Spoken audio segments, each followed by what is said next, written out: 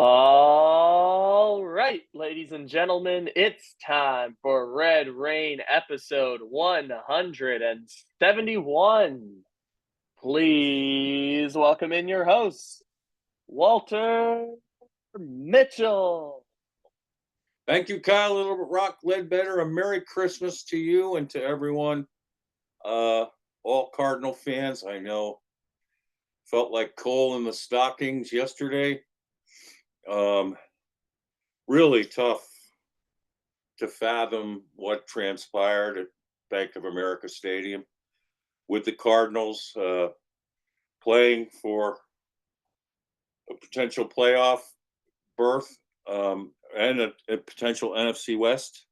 Still was largely possible given the fact that they were playing the Rams and got flexed, which seems awfully moot now. We have a member at Revenge of the Birds, Sun Devil 99, who the minute he learned the Cardinals were being flexed into the Saturday night spot this week, voiced his concerns about this flex happening too soon and taking for granted that the Cardinals would win in Carolina. Interestingly, too, was that when I was reading the Sunday Boston Globe yesterday, their sports writers are fantastic, and Ben Valin is one of my real favorites. He keeps a finger on the pulse of the NFL. Well, every week their 6 sports writers pick the NFL, all the NFL games versus the spread. And it was interesting having beaten the Patriots 30-17 in the previous week. 3 of their 6 writers picked the Panthers to cover the spread, which I found very curious. So even Boston sports writers were a little dubious about the Cardinals' chances in Carolina, of all things. Now, Carolina had played some teams tough, but the week before they got whooped by the Cowboys in their own stadium. So, it's just really difficult to process this intellectually and emotionally. We're going to try to do it from a number of angles, but the thing I want to focus on today is that I do not believe, and I said this back in the team's mini camp when Jonathan Gannon decided to take the club off the field after just one day. And I said then, and I'm going to double down on it now, if you're trying to teach a team how to finish, you don't take valuable days off the field like that. And there have been too many cases where Gannon has believed that doing less is somehow going to be worth more, like not playing starters in preseason games, like canceling rookie week, his first year, taking days off. He even gave a day off before and during the Patriots week, which was astonishing given that for the first time in their tenure, Gannon, Petzing, and Rallis in their pressers that day off for the players were questioning the Cardinals' effort. And because of how lackluster and lethargic they were against the Seahawks in such an important game. And so you're now concerned about the team's effort and lack of motor, and yet you give them the day off. This is 3 weeks after having a bye week. I mean, these days off and the sort of cavalier approach, and I hate to say this, but I think he gave the players a day off to try to get back in their good graces because I think they were pissed off about the way that Gannon handled the end of the Minnesota game. I mean, players are paid to be put in positions to make plays, and Gannon basically took the ball away from the offense with a chance to win the game, and then he ran a prevent defense that was so bad. I mean, that Justin Jefferson was left wide open. I mean, it's basically a gift wrapped win for the Vikings and how Gannon handled that. He could not finish that game. Then he gives the players a day off, probably knowing at this point, he said the players were pissed off, after the Vikings game. Well, they didn't play pissed off against the Seahawks at home. So now he gives them the day off. Weird. It's just weird. Um, and sadly, I mean, Kyler Murray, who had made strides and was playing his best football up until the bye in the Gannon, regime, and matching what he was doing the early half of 2015 when he was playing at his peak. So you got Kyler back to his peak, and then something happened over the bye week. He just wasn't the same player coming back. Didn't have the same kind of focus. Just looked kind of overwhelmed too often. And yesterday it was sad to see him staring into space obliquely, wincing at the end of this game, or even while the game was still going.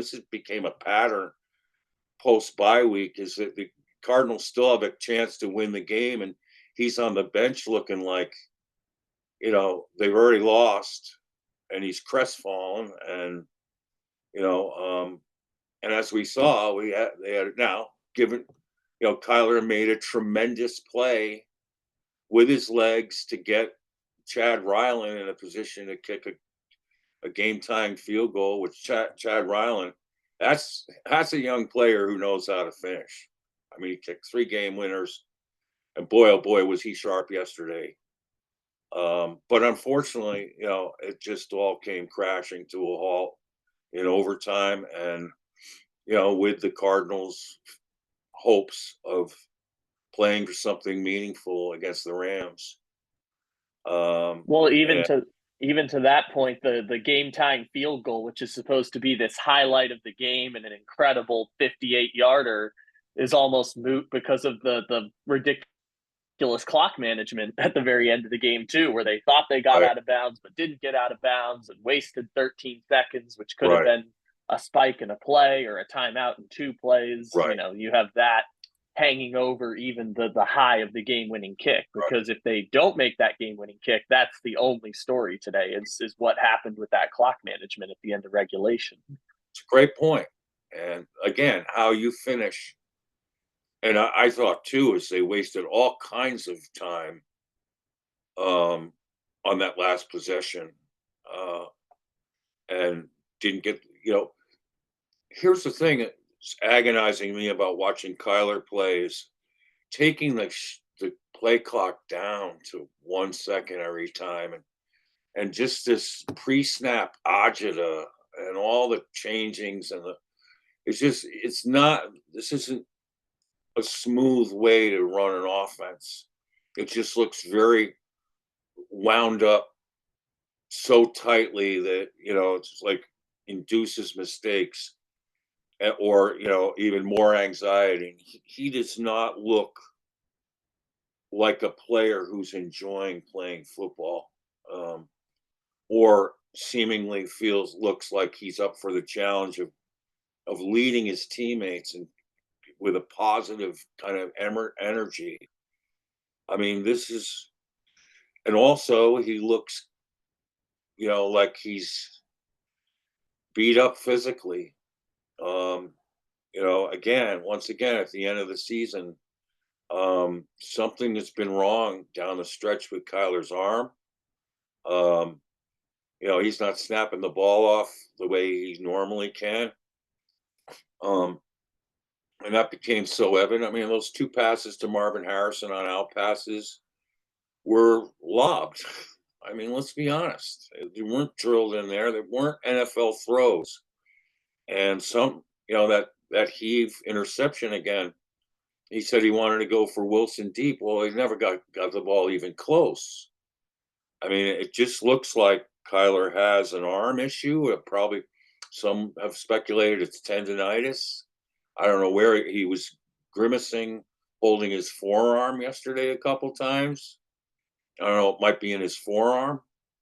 But if he's playing hurt, and that's part of the reason why we're only seeing, you know, 10-yard passes between 10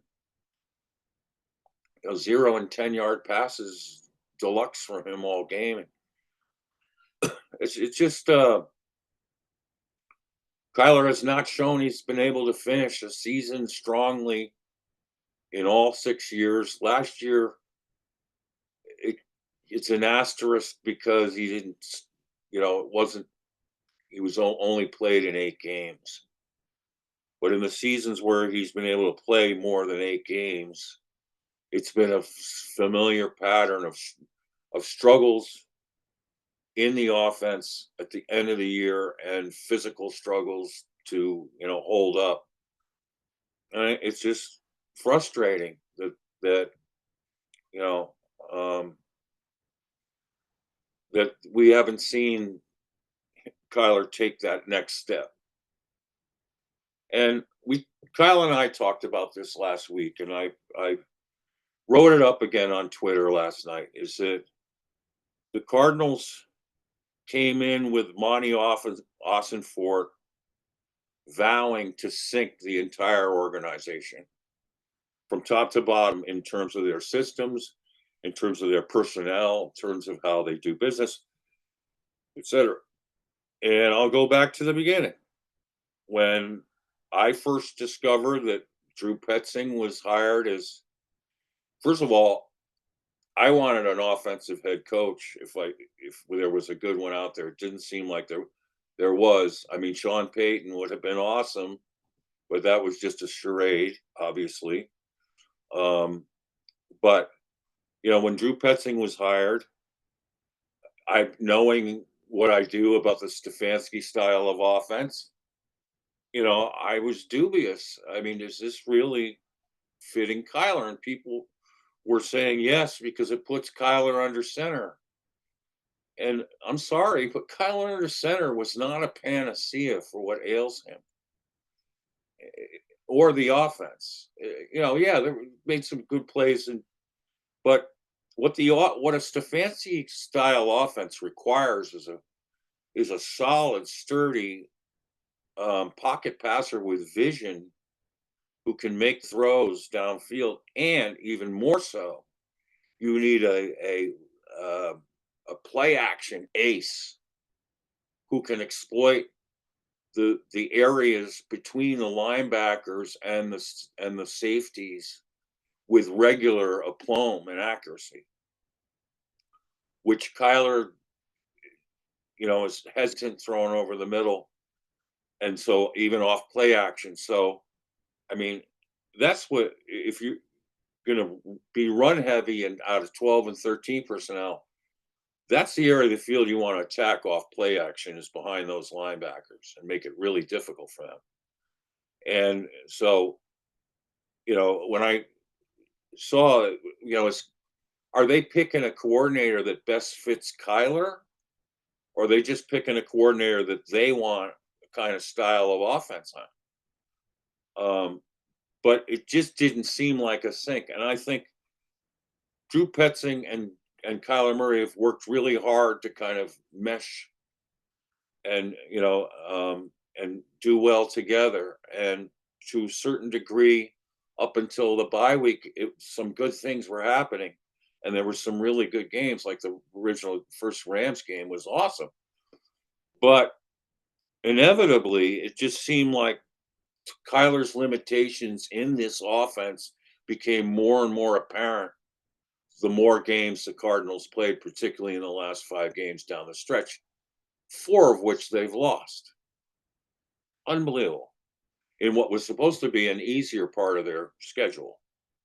So, you got the issue there. And I mean, Kyle and I were pondering this, last week, and I'll ask him again first before I say my own opinion is, do the Cardinals double down on Kyler and get him a coordinator with a scheme that best suits his skills? And I'll tell you what it is. I mean, Kyler has played his best football out of the spread all his life. And there are great reasons for it. First thing is that when you're in the spread and you have an array of quick, speedy receivers, you can zero in on mismatches left and right and exploit them. Secondly is spreads with Kyler Murray as a quarterback behoove defenses to play man-to-man. Because, if you don't play man-to-man against a spread, you can pick apart their zones all day long. Now, teams would want to zone Kyler like Brian Flores did really well when he was with the Dolphins. He did so well in the second half in Minnesota. They want to, by switching the man this time, and because he wasn't as concerned about Kyler escaping, and they rushed him so that he wouldn't escape. But here's the thing: is that you can't give up easy throws in zones, and then when you play man, it forces you with Kyler to drop one of the safeties down to be a spy, or keep your middle linebacker in to be a spy. Typically, you probably need someone faster to spy on Kyler, and so it creates an advantage. Then the most important part is that when you're spreading a defense out, that's where Kyler's legs have so much more opportunities to shine. And here's what's counterintuitive, is you've got Kyler's legs in a Stefanski style offense when all they're really good for is running wide. Because in a Stefanski style 12 and 13 personnel, the box is loaded. If you notice, Kyler's been loath to escape through the middle all season long, which is a backbreaker for teams. And but mentally, I think he has this vision of like this wall in front of him, impenetrable wall. And I have been calling for 2 years for him to run quarterback draws up the middle to keep pass rushes honest. Because if you don't pose Kyle as a threat up the middle, you're going to see what we've been seeing. And relentless pass rushes that are hemming him in and causing him anxiety in the pocket. And most recently, to the tune of 6 interceptions, causing mistakes. Thrown out of desperation or whatever you want to call it. So, but my question is, I have my own answer to this already, but I want to ask Kyle. If you're the Cardinals front office right now, and you're Monty Ossenfort, and then you're including Jonathan Gannon in this, do you double down on Drew Petzing, whom you've drafted for, except, the not taking care of Petzing, not adding a Petzing-esque type player in round 1 this year when they took Marvin Harrison Jr.? He doesn't fit the system the way some of the other people in that draft, like Brock Bowers, would have fit it, or Joe Alt, the tackle. Or, you could. We've argued that, and we know that would have been much more exciting to Petzing. So do you double down on Petzing, or do you give Kyler a new system that's more spread oriented, and then you kind of try to add speed receivers to that and go with that? Or do you just try to pass the buck and kick the can down the road and just hope that it works even a little better next year? What do you think? Well, so last week I articulated the point that you don't need to get rid of either Kyler or Petzing just to say you did it. You are only as good as the options that are available to you. Classic example, the Raiders last year hiring Luke Getsy as their offensive coordinator was after they went through three different styles of offense that all would have been different, between Kingsbury talking about going there and there was another person in the running. But you're only as good as the options that are available. And it's tough because the Cardinals offense has done some very good things this year, between top 10 in offensive DVOA, during the 6-4 stretch, top 10 in scoring offense. Kyler's fifth in QBR this year, which his passer rating is a little lower, but obviously QBR takes rushing stats into stronger account. And that's been a huge strength this year coming back for the Cardinals. The Cardinals have been a very good offense, not a great offense by any stretch of the imagination, but a very good top 10 to 12 offense in the NFL this season. And I think where it's tough is that if you're asking what makes the Cardinals offense very good this year, you probably start with James Conner, hence why Conner got the contract extension. Yep. You then go to Trey McBride, who, is going to set the NFL record for receptions without a touchdown, which is just a weird quirk. I wouldn't read into that like, oh, it's, they're not doing that, because they are scoring touchdowns. It's just strange that McBride isn't getting them in the end zone, but he's going to be 100 reception tight end this season without question. You might go next to Hajalte Froholt and everything he's done. I mean, even in a small vacuum, the block that he landed to set up the Kyler touchdown run in the fourth quarter yesterday was tremendous. And obviously he's the center of the offense. And then you'd probably get to Kyler Murray at that point. So that's the tough thing to weigh, is that the offense has been very good, but Kyler Murray, while Kyler Murray has been an above average quarterback this year, and in some respects a very good quarterback, you don't look at him as the first reason why this offense is as successful as it is. And I think that's the Petzing offense in effect. I mean, and by the way, to the Marvin Harrison of it all, having a Petzing style offense does not preclude receivers from having big seasons. You can look at the Justin Jeffersons of the world, obviously different styles of receiver, but the Justin Jeffersons of the world who make that offense in Minnesota what it is. Jerry Jeudy is going to be a top 5 receiver in the NFL this year with Cleveland. You see receivers having success in this offense. It's not necessarily a precursor that receivers in the Petzing offense will not have success. It's just the way that the Cardinals run their offense. So you're only as good as the options you have. As a joke here, I hear Lincoln Riley's a lot cheaper these days than he was 6 years ago when Kyler was first coming into the league.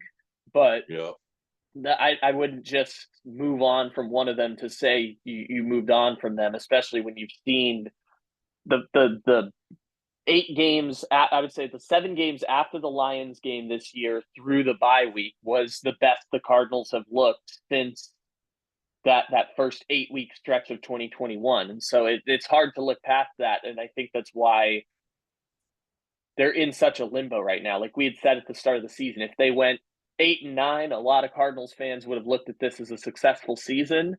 And now they're headed square for 8-9 or 9-8. And it leaves questions about what the next step is, because getting rid of someone just to say you got rid of someone is usually how you ruin the good momentum that you've built up. But the Cardinals, despite being 7-8, feel pretty bad about being 7-8 because of the games they've tricked away in recent weeks. So it's a difficult question, but I would still say, wait until January, see what your options are, and time will tell whether they make that big switch or if they tinker within the margins and have to evolve a little bit more, like saying, Kyler, we're going to call design QB runs, or we're going to operate a few more times in the shotgun on second and third down.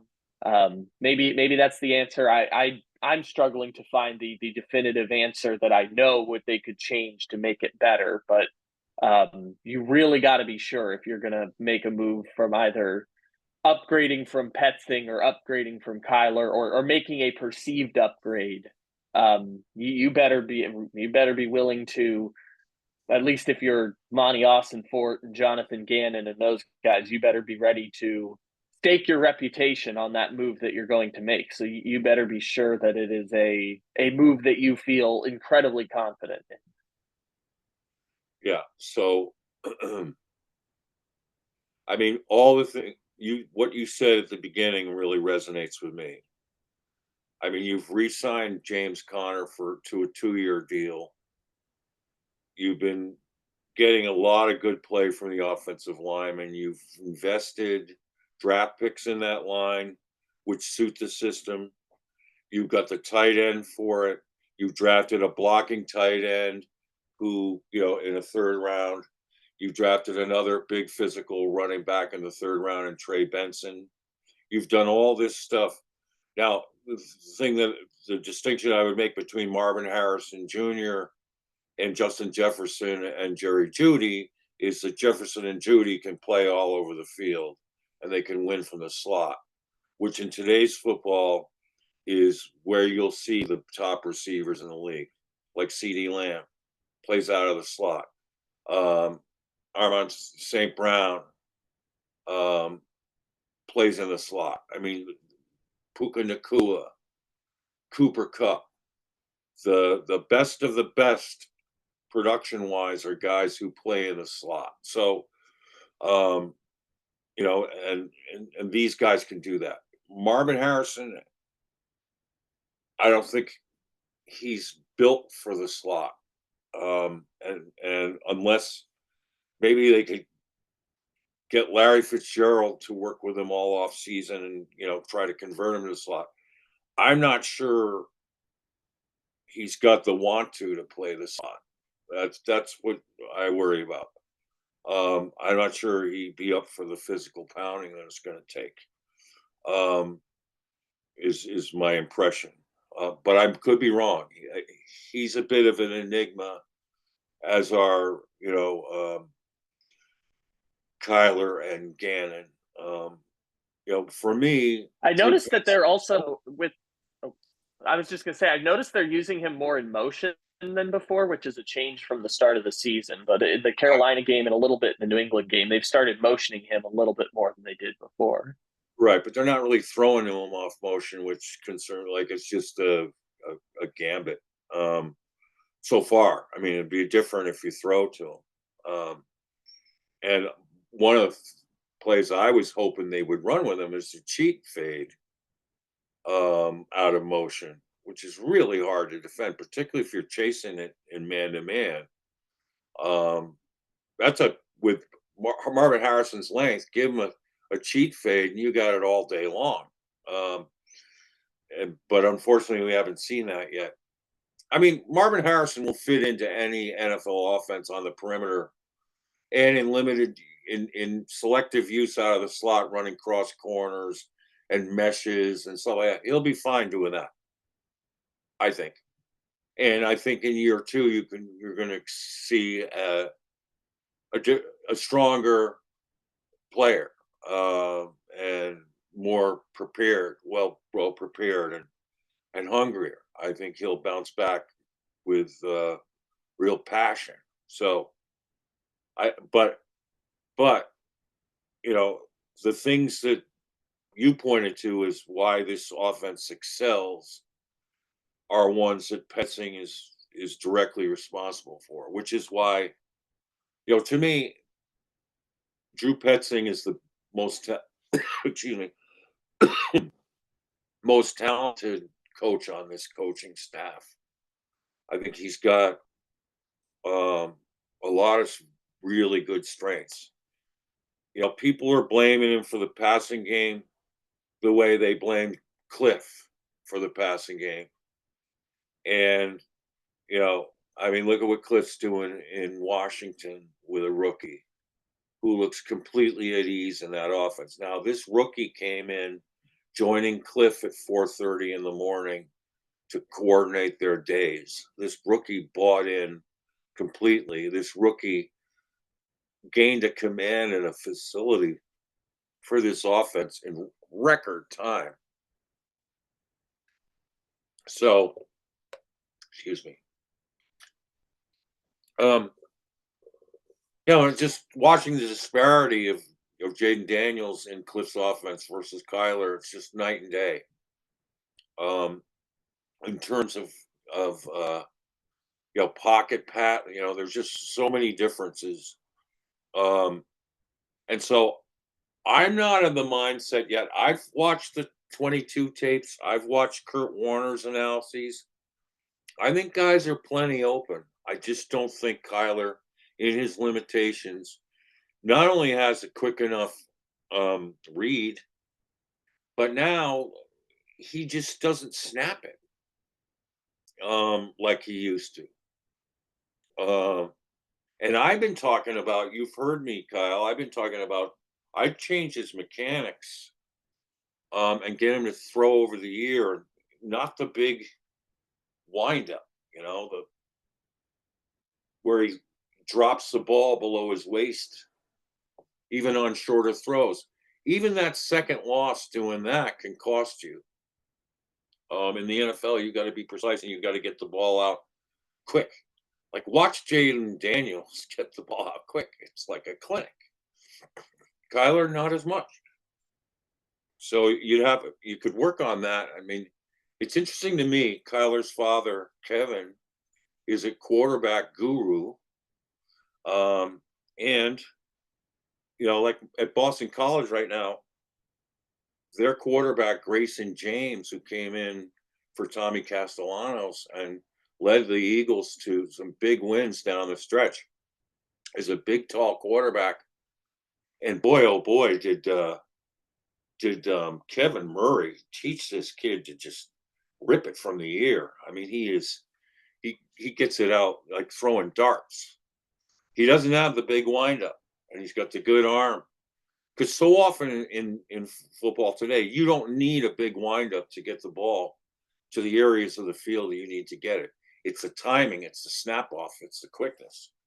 So, I'm surprised that Kevin Murray didn't teach Kyler more of that.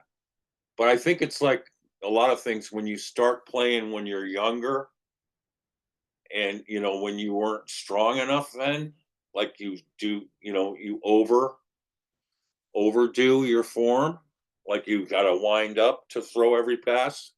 That might have been it. It was hard, maybe hard for Kyler to break out of that because that's the way he started out as a kid. But so, but I'm not conceding that as fans are that Drew Petzing can't run a passing offense. I think we first have to find out what it looks like to have a stronger pocket passer and a stronger play action passer. And that's why, like starting this week, I'm hoping they'll play Clayton Tune. I mean, Kyler should take a, they should rest Kyler this week. He's clearly physically ailing. And then make a decision on the final week. But, let's see what Clayton Tune can do in that offense. He's bigger, taller, has better downfield vision, and the strength of his game, as I watched in college, was throwing over the middle. So let's see. It's curious to me every time they've had him in this year, they won't even let him throw the ball. But now get him in a game and let's see what he's got. The reason why you want to do that is twofold. One is you want to be able to assess where is Clayton Tune now after 2 years in this system. Is he a guy that you can count on to be, at the very minimum, QB2? You want to know that. And is he a guy you're going to be able to trust if you need him to start a few games? So let's see what he has. I also would love to see them do that, um, because so many fans look back at that Cleveland game and counted Tune out completely and thinks he sucks, which he does not. So getting the public perception amongst fans a little stronger about Clayton Tune, I think, would be a positive thing, for the team to do and for the coaches to do.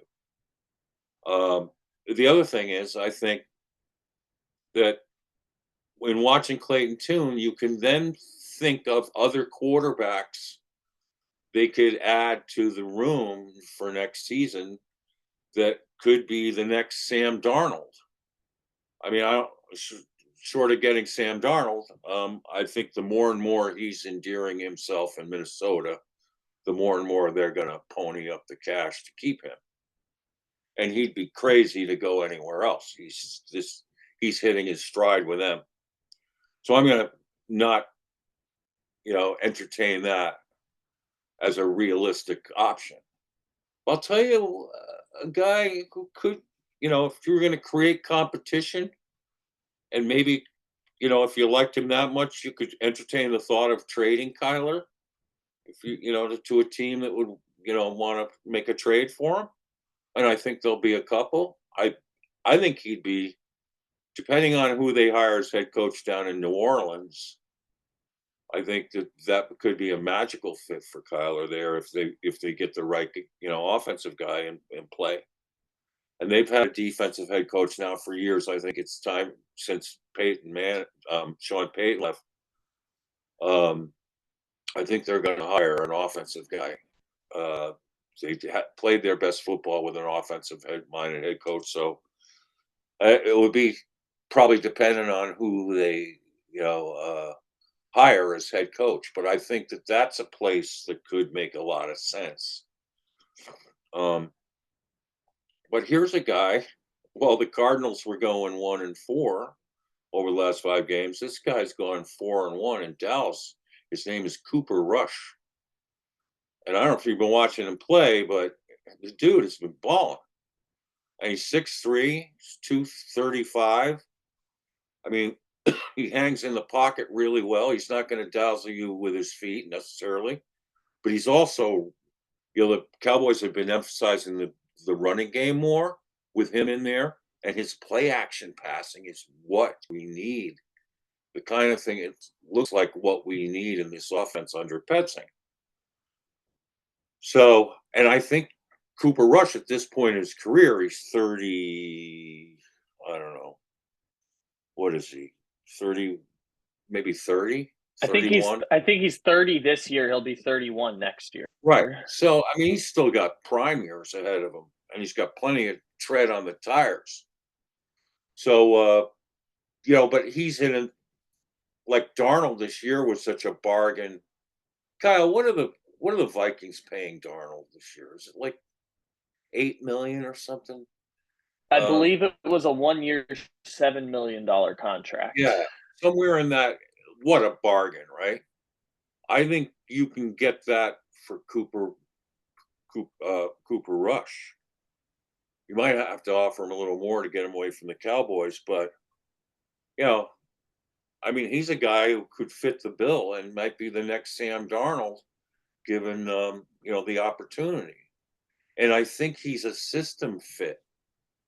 And you look at how he's running that Dallas offense. He's 4-1.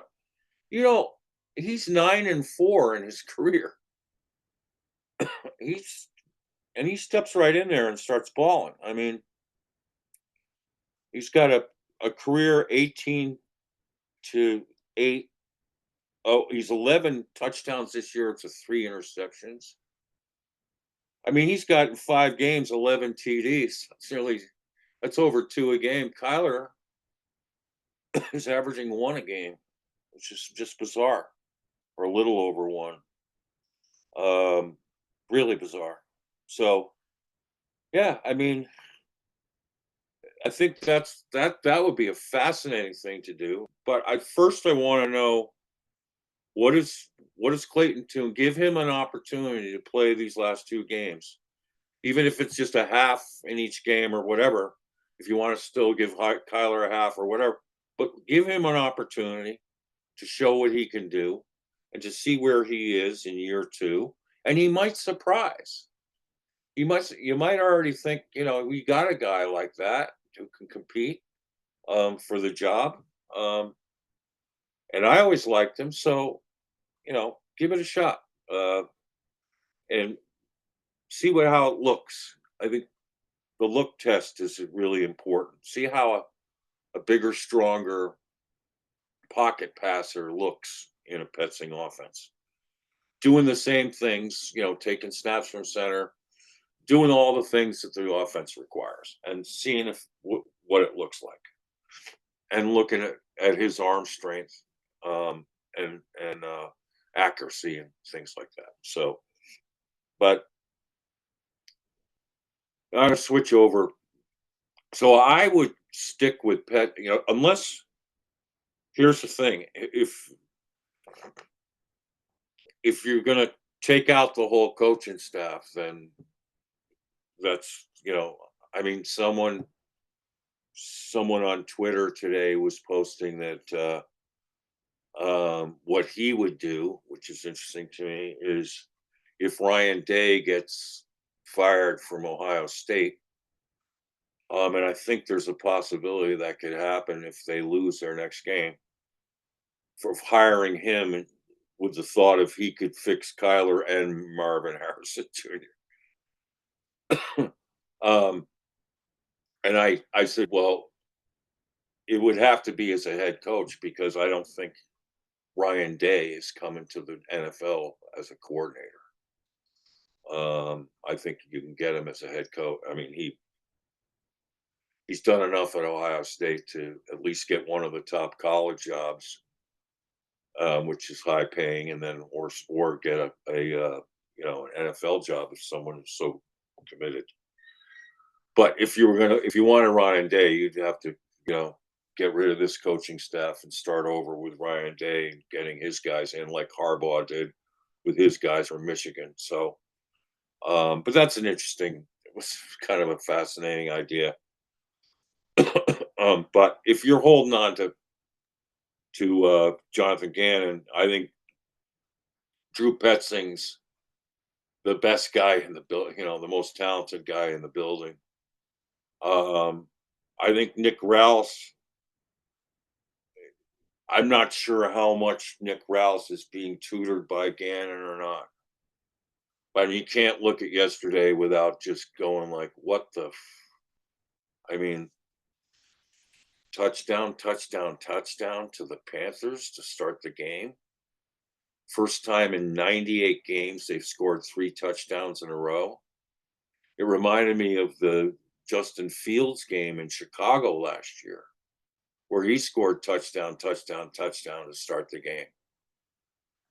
I mean, the thing about this defense is, talk about enigmatic.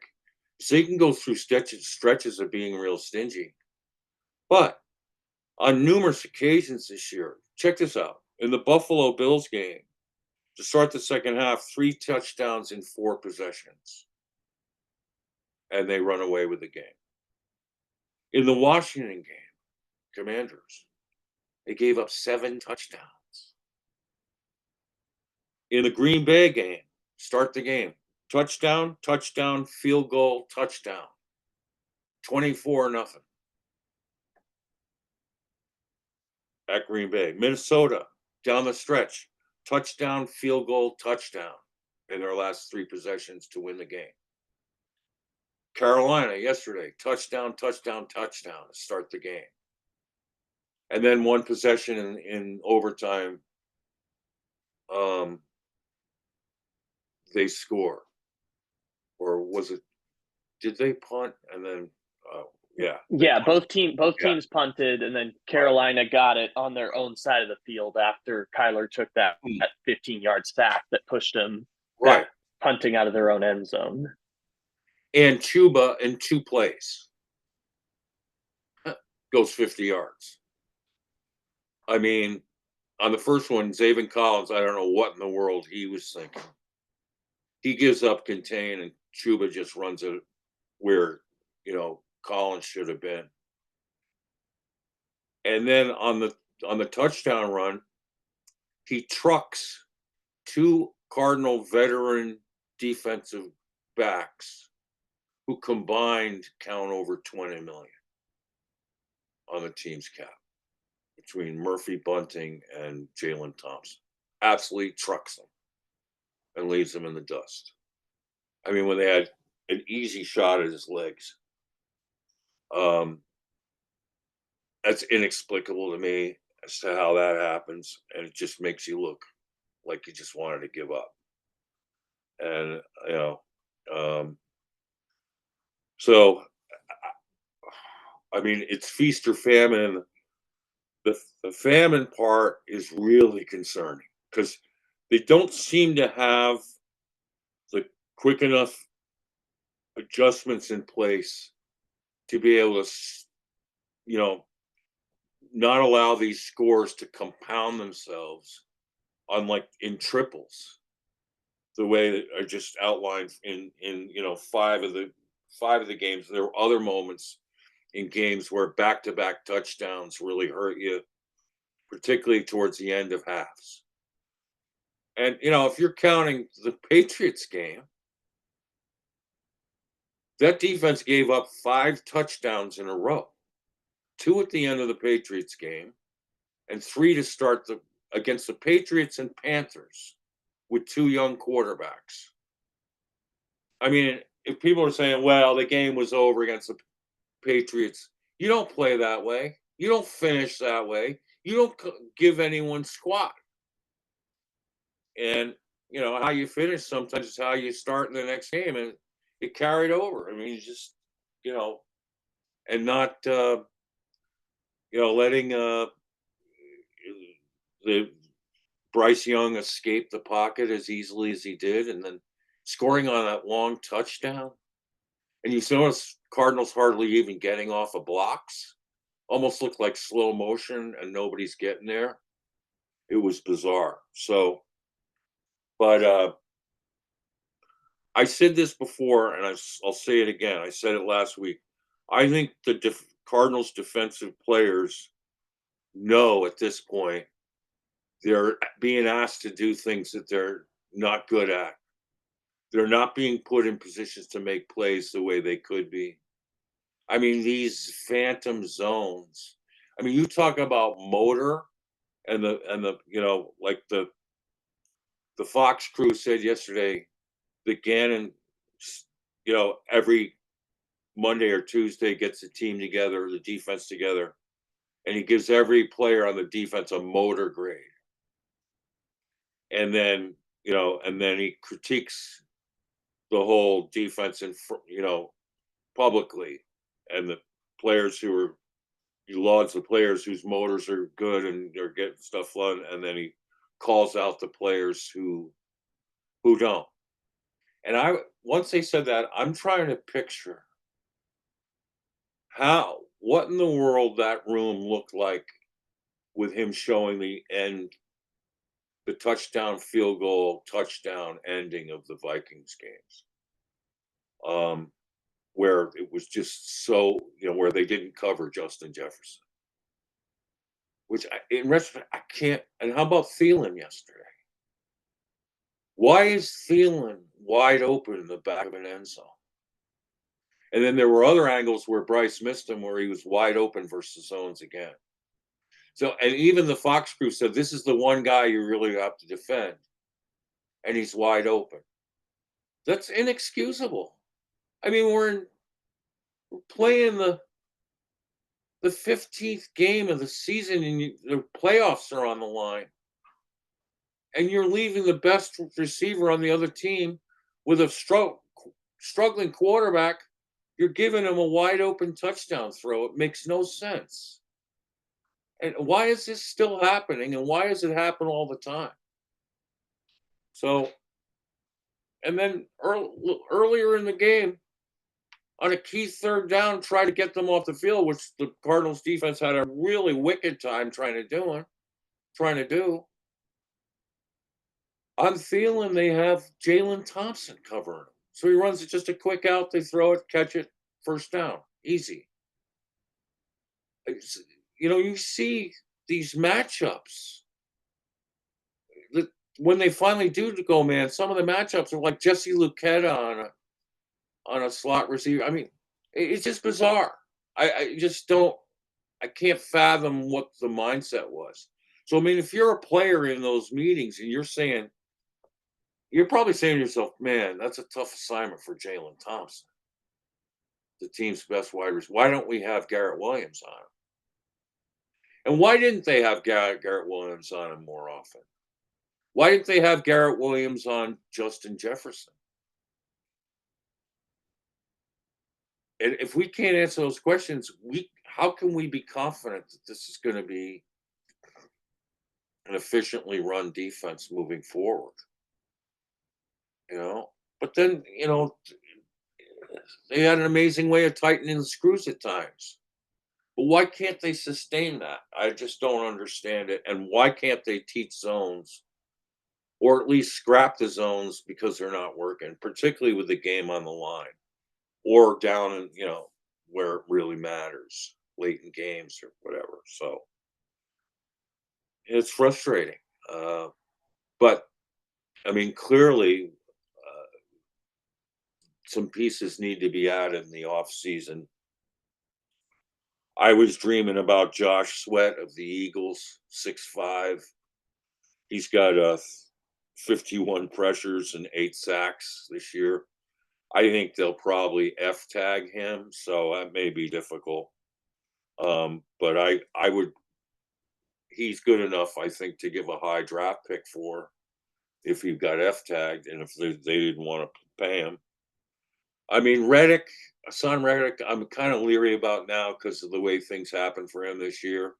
I don't know where his head is, and he's not really playing lights out in New York, so that one's kind of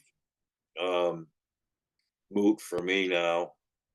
And this draft is pretty stocked with good edge rushers. Donovan Ezaraku from Boston College, I think would be made to order. He'd be a Reddick-esque pass rusher who also is outstanding at setting the edge and defending the run. He had 70 tackles, first team consensus All-American, Boston College. And he's in no one's first round mocks yet, but I think he's going to nail it at the Senior Bowl and then at the Combine, and that's all going to change. He's going to be a first round pick. I mean, you put on his tape, you talk about motors and and aggression. This kid's got it all. So, but here's the other thing for me is that up front, if you're going to have this smash mouth mentality on offense up front, you've got to get it on defense up front. And that includes the inside linebackers. You need smash mouth inside linebackers. And one of the guys that I really like is Robert Spillane of the Raiders. I wanted to trade for him. It's interesting because there was another thing. At the trading deadline, there were some guys, I remember Kyle Odegaard saying, like, the Cardinals should really stand put, not give up too much, go with what they've got. And so I tweeted to him that, whoa. I said, the upcoming two Seahawks games are going to define this season. We're now 2-0 in the NFC West, amazingly, almost miraculously. What an opportunity now. Have down years for the Rams and 49ers. The 2 Seahawk games coming up are of paramount importance. And we should do whatever we can to try to. And meanwhile, the Seahawks performed a trade that turned their season around in acquiring Ernest Jones. So we got Baron Browning. I liked the trade, but I didn't think it was enough. And one of the guys I was hoping they trade for is Robert Spillane, the inside linebacker for Las Vegas, 92 tackles. 35 assists. Kid gets to the ball and gets downhill to the ball, and he's good in coverage. So, and that's what we need is a combo, a guy who can get to the ball and cover. And I thought that would have been a big upgrade. I would have tried to get BJ Hill from Cincinnati as well. I mean, they're having a down year. BJ Hill, defensive tackle who's got he's got 30 tackles, 9 assists, 3 sacks, 25 pressures. That he could have made a huge difference. Unfortunately, we were only able to make one deal, and it just was not enough. But we have this offseason, we have close to 100 mil in the kitty. That's exciting. But some pretty major decisions have to be made, and I think a lot of it will have to do with kind of admitting to and adjusting to some personnel gaffes, that mistakes that the Cardinals have made, and some key personnel decisions. Uh, at this point in the season, I would have been more confident with Rabbit taking on Chuba in those situations than I was with the higher paid guys. Unfortunately, I mean, Sean Murphy Bunting has been a disappointment. I'm sorry. I think he's a bright young man with probably a good future if he can start getting back to using some speed to recover. He's really been a step slow and disappointment. And then you have the 2 tackles who were gone after 2 or 3 games, defensive tackles.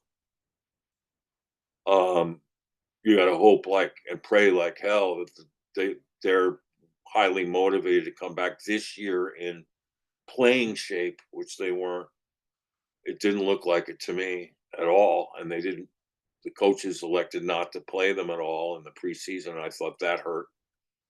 So you got personnel decisions there. What are you going to do with those guys? You got some young guys in there like Lopez. You could re-sign. He's a free agent. But you got to get a smash mouth mentality going in there on both sides of the ball, and rebuilt this thing the way the Rams have been doing. We'll see the Rams up front 7 this week again, and I've got Rams envy. These guys, the Rams, Les Snead, he knows how to build a defense, personnel wise, and I mean, he's got Kobe Bryant, he's got Kobe Turner. I mean, he's made some really good moves. Jared Verse now, Brandon Fisk. We could have had Verse and Fisk. They could have been our first 2 draft picks. And think of how better off we'd be if they were. Now, I'm not giving up on Darius Robinson. I mean, we could have had Jared Verse and Darius Robinson. But the way Brandon Fisk has been playing, I mean, he's a guy a lot of us liked at Revenge of the Birds, and we're mocking him for us. So, and some of us were mocking Darius Robinson. It's just too bad it was a tough year for him, and he's shown some flashes when he's been back, but not. He's not playing at a level that he's comfortable with yet. So he's just getting his feet wet. Hopefully, he comes back huge in year 2. But we need more. We need more playmakers. We need more ballers up front.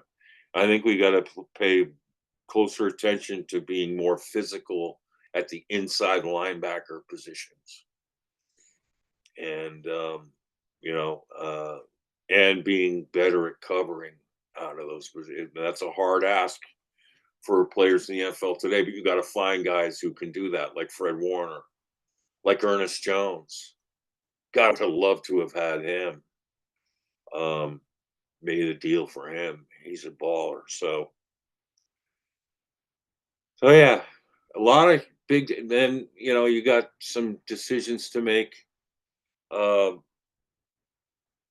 about how you're going to run this offense next year and how you're going to see. My thing is, I think you play it to Petzing's strength, and you draft accordingly.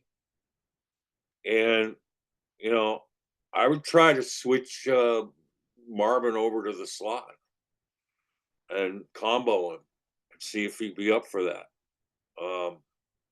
But also, it may be a better scenario if you're going to take the double team away from Marvin on the outside if you can exploit over the middle, and which has not been a strength of Kyler's.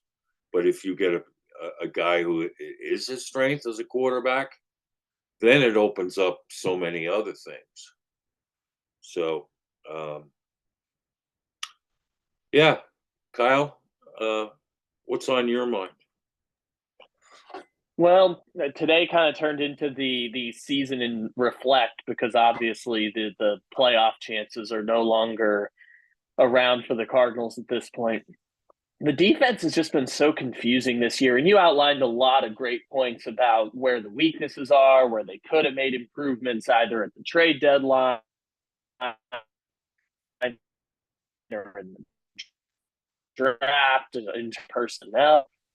It's just been the best the defense looked at any point during the season was when it was Garrett Williams, Max Melton, and Starling Thomas playing the corners. It was Taylor Demerson replacing Jalen Thompson, and it was, strangely enough, them rotating the edge rushers in. I think, Monty and everyone acknowledges that edge rusher is a position of weakness for the Cardinals at this point, and obviously they've been shorthanded for most of the season after losing Ojulari and Dennis Gardeck early in the season. But they've re-signed so many key players, whether it's Connor, Buda Baker, Zaven getting a contract extension this offseason, so that there weren't questions coming into the season of whether Zaven would be replaced, and another first-round pick would be out the door. He'll be back as an edge rusher next year. I assume Trey McBride is the next one who's going to get a contract extension this offseason. And so there's just been so much. There's been so many questions on defense for me, and the offense obviously has been very good, but it's been the strength of the team as well. There's so many questions for me on defense that I struggle to know if it's a personnel question, if it's a scheming question, if it's both, if it's injury related. But that's the thing that's been confounding to me. And give the Panthers credit. I mean, Bryce Young has improved week to week. They look like they have this thing at least trending in the right direction. Dave Canales has been a steadying force at the very least. It appears that benching Bryce Young kind of relieved some of the pressure that they were feeling early on in the season, but at the same time, the Panthers could have had more points in that game. It wasn't like, that 36 was good enough to beat Arizona. Bryce Young missed a touchdown pass that was a routine pitch and catch. That they had plenty of opportunities to add more points to the board. And so I struggle like you to figure out what the exact answer is for the Cardinals at this point, but I also don't have a lot of confidence that they'll know what moves to make. And I guess it's better that we know Buda Baker is going to be back. We know Zaven Collins is going to be back. We presume Kaiser White's going to be back, and all your corners are under contract, at least between the Maxes and the Garretts and the Star Thomases. But it's just personnel has been strange. The Vikings game, it was a coaching mistake. The injuries have been a real part of the season, especially on the defensive line. So it's kind of been all of the above, and I just don't know what the long-term solution is. Yeah, and I don't. This thing is, now you have all these really dynamic defensive-minded head coaches who I think are going to gobble up the best free agents. Because given the choice, you want to play for Dan Quinn or you want to go to the Cardinals? You want to play in Minnesota for Brian Flores, with him as a DC. Maybe he gets a head coaching job now. Finally, I mean, there are guys, and then you want to go play for D'Amico Ryans. If you give it a chance, if Houston calls first, I think you'd be pretty excited about that, you know. And so, and then Mike McDonald in Seattle. I mean, this is what really worries me is that with Seattle's dominance over us, and now even accentuated even more with Mike McDonald in for Pete Carroll, and with Geno Smith constantly outplaying Kyler Murray. I mean, what kind of a realistic shot do we have to be in it in our own division next year and beyond? Um, I mean, was an anomalous year of sorts to have both the Niners and Rams for much of the season at the 500 or below 500 mark. I'm not sure, knowing how those organizations are operated, they're going to draft well. They're going to, I mean, it's hard to imagine keeping them down for long given the talent that they have, and the coaching. So it concerns me, people keep saying that, oh, this is right in line with how the Lions did it. Well, because they lost a lot the first year and then they were like 500 the second year, and then that boarded them into the playoffs and into an NFC championship game. I just don't see the Lions connection as clearly as some others. I hope I'm wrong, but I see them as having stronger personnel. I see them as having an allure with free agents that the Cardinals haven't had in 2 years. I mean, that's huge, having an allure with free agents when you get, the cream of the crop in there in your building. And look at what happened for the Cardinals when they got JJ Watt. I mean, it changes the whole perception of the team. So that's what concerns me is that in 2 years, I haven't seen them sign one stud free agent, except maybe Froholt, who's on the verge of being a stud. He's struggled down the stretch some, like the team, so we have to see him play better for a whole season, but before we crown him one of the top centers in the league. But he's knocking on that door. But other than that, I don't know who you could argue is a stud player for us that the Cardinals have identified and signed. I'd rather them sign two stud players than four mediocre players. And I would have preferred if they had kept Zach Allen, um, over some of the guys they signed combined, which I documented. We could have kept Zach Allen and not signed three free agents who haven't done squat for us, or anything close to what Zach Allen's doing in Denver. So we need some studs on this team, and you can't just do it in the draft. You got to get some in free agency. Will the Cardinals have they done enough this year to attract one or two studs as free agent signings? I'd get Buda Baker to work on recruiting, and James Conner. I get them on the circuit trying to recruit guys because we're going to need it. But to match up star power. And I made the point a couple weeks ago too. Is like, sorry, go ahead. I just made the point a couple weeks ago. Even if you wanted like a Josh Sweat who has double-digit sacks this year, is he still cool with Jonathan Gannon, former Eagle? When he was defensive coordinator, we don't know. We don't. And it would seem like the Cardinals would have had a shot to get Reddick this year, but I don't know where that relationship is either, with Gannon.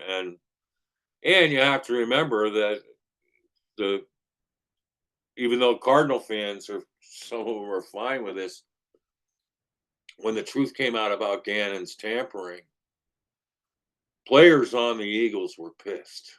All right. And fans were pissed. And Eagles ownership were pissed.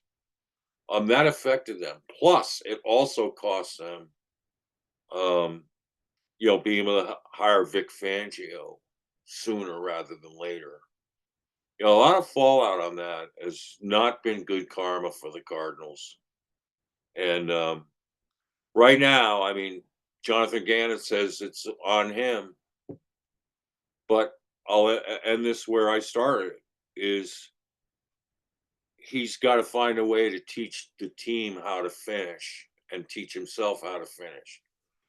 This was inexcusable the last 5 games for what we watched from where they, built it to where it wound up. It was like going from surprise contenders to immediate pretenders following the break. It was really disappointing, but form to function. If this has been your part of your MO is giving players days off and giving the whole team days off when other teams are teaching are having their players on the field and taking every maximum opportunity to team build and to get their communication right. Maybe in week 15 you don't have the other team's wide receiver wide open in the back of the end zone for one with it in such an important game, or you don't let the opposing team quarterback run through you for 70 yards in a key game like that. There are things you can do to prevent that, things that you prepare for. But if Gannon doesn't become a finisher in how he coaches the team, you can't expect the team to. And I will give Gannon credit for going for it on fourth down, and rolling the dice. I was like, wow. Unfortunately, it was a little too late. In that case, it worked. Michael Carter got the first down. And at that point, you were thinking, wow, this could be fantastic. And then it just fizzled out. We've seen the return of the third and give up offense. And third and long for Cardinals all year has been, a real trouble. And point. And for that reasons, I want to see what this offense looks like. Petzing's offense looks like with a different quarterback. And so we can see and judge with different, qualifications, like bigger, taller, better vision, better play action. I mean, Kyler's ball skills have gotten sloppy too. That fumble from Carter was like he was handing it to James Conner. James Conner likes it up at the top of the numbers to stick it up there. It was almost like Kyler forgot that he had to, was handing off to Carter because it was way too high than what you would want to put it in. And I think Carter was stunned that it was put up there that high. And at the same time, running backs are looking at the hole. They're not looking the ball in. They figure the ball's going to be in their belly where they can just clamp on it and go.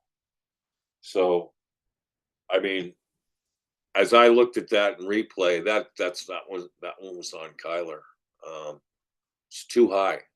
Hit him on the top hand, and should have been right tucked in his belly, the way you're supposed to.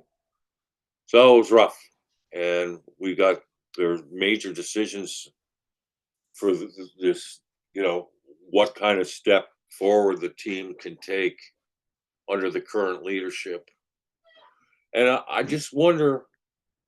I mean, I was disappointed these guys came in, Austin Fort and Gannon, and we're just so committed to Kyler Murray from day one. I wanted to see competition at every position. I want to see everyone earn it with the new coaches, new GM, while they were on the field and not before. And I think that that decision now is really on the verge of backfiring. And if you're going to hitch a wagon right away to decisions like that, like with your quarterback, what kind of repercussions are there? I mean, can they shift gears now and think, we're going to be a better team with someone else? I mean, are they just going to be committed to Kyler no matter what? I mean, for Kyler's sake, is this really where, he thinks it's the strength of his offense? And I'm going to say it one more time, and I'm so sick of hearing this every time the Cardinals play this year. Kyler's saying to the Fox crew, as he did to the NBC and CBS crews, that, oh, thank God I'm in an offense now where I don't have to be Superman and run all over the field and make plays. That is so BS. It's just beyond the pale. Okay. It's beyond the pale. And we're talking about Kyler Murray, who in high school was a Superman running around the field making plays, who at the beginning of his Cardinals career, up until the fallout of his contract demands and all that, was Kyler Murray running around making plays on the field. Every great quarterback, look at Josh Allen, is running around playing Superman. That's the thing about quarterbacks in the NFL. You have to be a Superman at times to carry your team and to be the leader that gets it done. You have to embrace that role. It's not something you get as a choice. I mean, look at Patrick Mahomes, how he takes charge of football games, the sort of superhuman things he does. I mean, Joe Burrow, the way he stands in a pocket and takes a bludgeoning every game to get the ball out for 350 yards a game. I mean, these guys are, when you play NFL quarterback, there are times you have to play like a superhero to win games. And why Kyler doesn't get that? That's why Kyler Murray was such an attractive quarterback, because his whole life he'd been doing that. And up until this point, when the Cardinals drafted him. So now he wants to cut that back. No, I'm in a better situation now where I don't have to be Superman all the time running around. He played with some great players with Cliff, Hall of Fame type receivers. And I think James Conner's on his way for a potential Hall of Fame running back. Some, Zach Ertz, Max Williams, Trey McBride, offensive linemen who balled for him, Justin Pugh, DJ Humphries, Kelvin Beachum, Will Hernandez, been there for 3 or 4 years. I mean, these aren't guys who just, got in Kyler's way or made it where he just had to be Superman all the time. Plus, he had a really dang good offensive coach who, unfortunately only saw Kyler on the field for OTAs in his rookie season and never saw him again in OTAs. And that's where winning football is developed, is on the field in practice and in reps. You need rep. It's really hard to do just in training camp or in mini camp. You need the reps to be able to finish it off. So it's going to be an interesting offseason to watch, to see whether the Cardinals, our front office, are going to adjust and react to what ailed them this year, or whether they'll just double down and try to think that a year later we're just going to be better, which I think would be a mistake. I think you've got to make some really strong, conservative decisions, like starting with, are we going to really let Petsing be Petsing? And is that going to be our focus? Or are we going to change out of what we're doing to try to make it more quarterback friendly for Kyler, or more feasible for Kyler? I mean, that's going to be one of the huge decisions. My worry is they're just going to kick the can down the road and it's going to be more of the same. So I hope I'm wrong. Kyle, final thoughts. The last thing I'll touch on, which I understand the Cardinal fan and the fan of any team that wants to be optimistic about the future and point to the Detroit Lions and everything that they've done, where you see that trajectory of being really bad, tearing it to the studs, new everything, 75% roster turnover, or all that stuff. I understand someone who sees that and wants to be optimistic about the future. And there are many parallels to it. I talked about when they were 2-4, how the Lions went through this and the wins and losses early in the rebuild are not indicative of future results, especially if you draft well, have good coaching, etc. I just will also point out that for every the Lion, first of all, the Lions are the gold standard example for this of building a contender through a complete organizational overhaul. And I think a part of the reason that the gold standard is there for Detroit is that it also includes an ownership change from Sheila Ford Hamp to I believe her daughter is now the one running the team. Right. So you see that mixed in as well. An ownership change does go a long way to adjusting that as well. But in addition, for every one Detroit Lions, there are 6 Jacksonville Jaguars who obviously won a playoff game, but did the same strategy and it didn't build upon any momentum. And now they're looking down a new general manager and head coach with their Right. quarterback intact. There's a Raiders who the Raiders went through this long rebuild, made the playoffs one time, and then didn't carry momentum into anything else. There's the Houston Texans who were terrible for 4 years, went through 4 coaches in 4 years, complete teardown, no draft picks. Obviously, again, won a playoff game last season, will make the playoffs this year, but it doesn't look like it's carried over into an AFC championship type of run, right? There's probably 5 teams in the AFC better than the Houston Texans this season. So, for every example of Detroit who's built a sustainable winning machine through the bottom of the draft, there's another, half dozen examples of teams that have flashes in the dark or flashes in the pan and then don't build momentum upon that. There's a lot of steps in between that led to Detroit becoming the team Detroit is now that other organizations have not been able to capture at the same time. And then there's a lot of work still to be done for the Cardinals to escalate to that point, even if they haven't made the playoffs in each of the first 2 years, but they're hanging around that 500 and you feel good about what could be a make or break season next year for this, at least coaching staff. I know general managers sometimes get the right to hire 2 different coaches before their time is up, but at least for this coaching staff, what will be a pivotal offseason leading into a make or break season next year for the Arizona Cardinals. Right. Yeah, that's really good assessment. What I would argue is, and what people might be overlooking is, first of all, that Lions offensive line was built brilliantly. I mean, you got a stud at every one of those spots that they homegrown, only one is a free agent, and that they have homegrown, like including one of the best guards out of Christian Mahogany got his first start yesterday, Boston College, who was an All-American guard, blew out his knee and came back for a senior year and balled out. He is a fantastic player.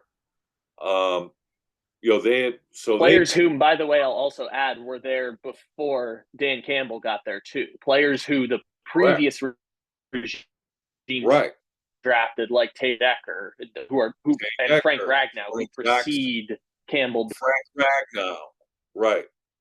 I mean, and then they drafted Penei Sewell to complete the Fab Five. I mean, so they built it. They were already had started building that fortress, and then they got a synced up coordinator with Jared Goff, who, by the way, is not only undefeated in every game he's played versus Kyler in his career, even when he was on the lowly Lions in that first year of the rebound, they whacked him. He's trounced the Cardinals every time he's played them.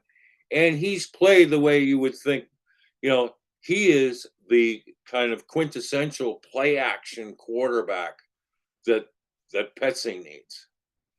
I mean, a guy like Petzing and Johnson, Ben Johnson has tapped into that. I mean, right now, Jared Goff, the way they move him around, they bootleg, they waggle him off of play action. He's one of the best play action quarterbacks in the NFL. And they've got an array of receivers, complementary receivers with St. Brown and the speedsters, Williams. I mean, they've got and then a speedster out of the running back and Gibbs. I mean, they are loaded. All right. And then on the defensive side of the ball with Hutchinson, they didn't trade out of the Hutchinson pick, did they? We did. It's just awful.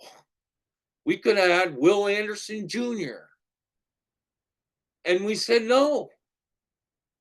I mean, the Lions looked at Aiden Hutchinson and said, yes, we want that. And that's the biggest difference is that, look at the trade they made with us. I mean, they got away with for Paris Johnson.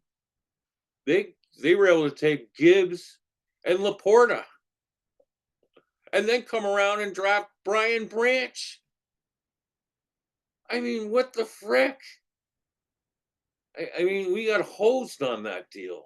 Absolutely. I love Paris Johnson Jr., don't get me wrong. But was he a top 3 player in this draft? No. I mean, we could have the top defensive player and a mainstay baller, blue chipper to rebuild our defense around. And it didn't happen. So, I mean, the Cardinals are, they skipped over Brian Branch. I don't know how you do that. I mean, BJ Ojolari, anybody who knows the SEC knows Branch way better player than BJ Ojolari. Way better. And way more productive.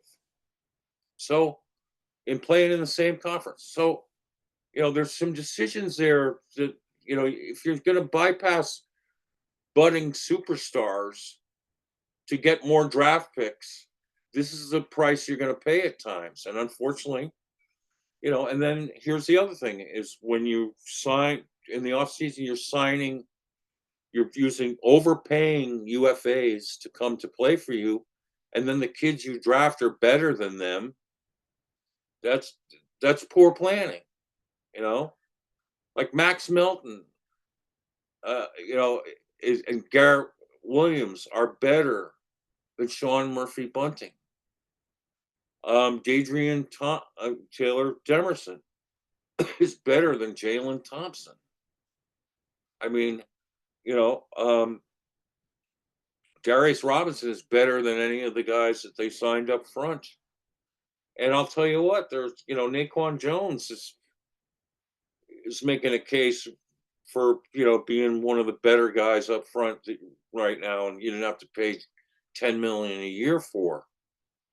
I mean, and then you got the issue of Zaven Collins, which if I were coaching this team, he'd go back to Mike where he belongs, and we get true edge guys, and we want a smash mouth mentality in the front 7 up front with the linebackers. And Collins is really good in coverage too. He was great at Tulsa. He's got the whole package. That decision made to try to placate fans into thinking that, well, we could turn into Zaven Collins into a Will Anderson Jr. type. It's not even close. I mean, come on. It was a reach, it was a stretch. And this is the thing about this offseason I'm going to be curious about is, will the GM, Mojo, and the head coach make corrections on things that are obvious mistakes? and address them. And what they didn't do following the break is keep the continuity of what got them the 4-game winning streak in favor of bringing veterans back and this and that. Will they in the offseason change that tune and really start hammering down on just getting it right, even if it means moving on from some of the players that they invested in, but but weren't getting enough value, and the younger players are playing better in front of, so or when given the chance. So that's going to be the fascinating part of the offseason is the difficulty of the decisions and how well they've been learning from their mistakes, if they have been. So, listen, man, it's always a great time of year for Christmas, and I want to thank the Cardinals for getting us this far this year. It hurts, so it hurts, but it's better to hurt. I so much prefer this to last year than the whole tanking bullshit, which the karma of that has not been good either, if you look at it. And it shouldn't be. I mean, but it's a whole different ball of wax when you're playing games to win, and not caring one way or the other. And this year we got it. They gave us a glimmer of what they could do. It was very disappointing afterwards. The coaches did not keep the continuity. They went back to older players who weren't doing as well, and unfortunately paid the price. And coaching was not aggressive down the stretch, and whatnot. So hopefully everybody learns from this, but some tough decisions need to be made personnel wise and philosophy wise, with the offense and the defense moving forward. See what's going to happen. And it wouldn't hurt, in my opinion. I'll double down on this. Is to get some senior advisors in there for game preparations and for councils, would be a nice idea. So, but Merry Christmas to all of you and Happy Hanukkah to all of you. Um, it's I hope you find joy and comfort in your heart this week. And I thank the Cardinals for at least making football interesting again, this year, and I'm gonna really hope that they get things right, starting with this week, when I believe they ought to try Clayton Tune and some other young players. They ought to play Catrell Clark. They ought to play some young players to give them their chance. They've been busting their butt all year long. Give them a chance to show what they can do, and to give us a good look. So have a fun week with your families, safe week. And until next time, one of these days, may the red rain of championship confetti shower down on you and us and the bird gang into the red, red sea. Red rain.